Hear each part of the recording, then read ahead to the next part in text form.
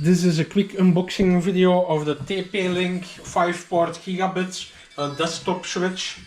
It's the LS1005G.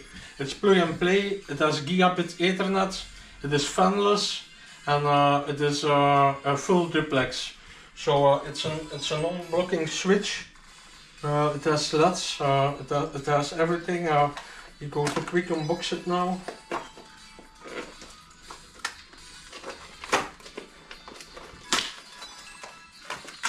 The box is glued together, so we have to open it like that. Voila, this is the power supply, the power adapter.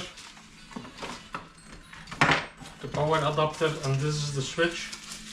It also has the installation guide. So this is the switch, 1, 2, 3, 4, 5 ports. 5 ports, and you have something for the screws to mount it to the wall or something. The power supply input. It's very simple.